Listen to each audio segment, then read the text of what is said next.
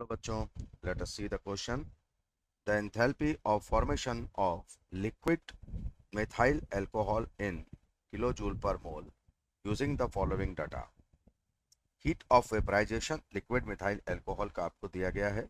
Heat of formation of gaseous atoms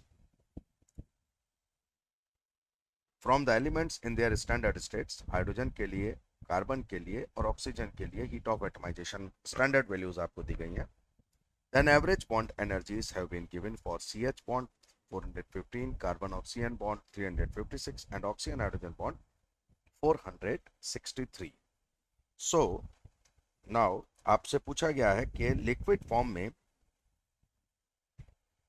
methyl alcohol के लिए standard heat of formation क्या होना चाहिए. मिथाइल अल्कोहल का फॉर्मूला है CH3OH और अगर हम इसके स्ट्रक्चर की बात करें तो इसका स्ट्रक्चर है HCHH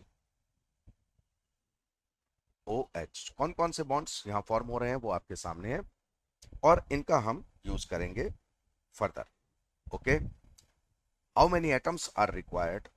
1 atom of carbon in gaseous phase, 4 H atoms in gaseous phase and 1 O atom in gaseous phase. To yield all these constituent elements in their atomic phase, हमको कितनी एनर्जी यहां पर यूज करनी पड़ेगी. That will be plus 715 kilojoule for carbon, plus 4 into 218 kilojoule for hydrogen क्योंकि hydrogen के 4 मोल हैं, and plus 249 kilojoule for oxygen. इतनी हीट हम यूज करेंगे तब कार्बन ग्रेफाइट से, हाइड्रोजन H2 से और ऑक्सीजन O2 गैस से एटॉमिक फॉर्म में कन्वर्ट होंगे. नाउ जब ये एटम्स आपस में रिएक्ट होंगे तो यही स्ट्रक्चर फॉर्म होगा और ये गैसियस फेज में फॉर्म होगा.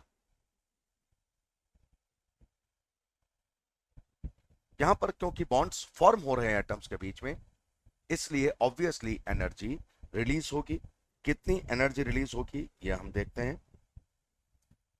कार्बन और हाइड्रोजन के बीच में 3 बॉन्ड्स हैं, तो 3 इंटू -415 ये energy carbon hydrogen bonds 3 bonds से रिलीज हुई, माइनस कार्बन ऑक्सीजन बॉन्ड से 356 और ऑक्सीजन हाइड्रोजन बॉन्ड से 460 थे. माइनस साइन हम इसलिए लगा रहे हैं क्योंकि यहां पर हीट रिलीज हो रही है. लेकिन ये ऑब्जेक्ट हमारा कंप्लीट नहीं हुआ है, ये गैसियस फेज में है जिसको हमें CH3OH लिक्विड फेज में लाना होगा. अगर हीट ऑफ वेपराइजेशन प्लस 38 है, अगर आपसे कहा गया है कि हीट ऑफ वेपराइजेशन यानी लिक्विड को वेपर में कन्वर्ट करने के लिए अगर आपको 38 एनर्जी चाहिए तो गैस से वापस लिक्विड में कंडेंस करने के लिए इतनी एनर्जी रिलीज होनी चाहिए. So this is also the part of released energy. Now, what is total absorbed heat and what is total released heat? ये दोनों हमको डिटरमिन करने हैं. Okay, the net absorbed heat is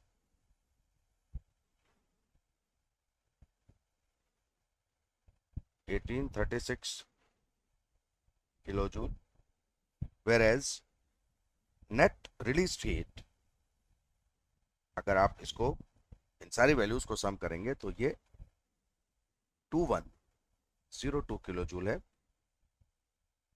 now what is net amount of heat transferred.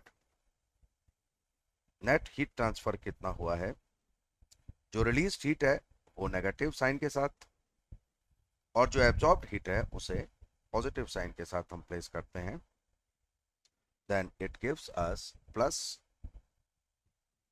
200 minus 200. Negative sign is for greater value, so minus 200 66 kilojoule. This must be the final answer. So which is correct option? Option D is correct. I hope you understood. Best of luck.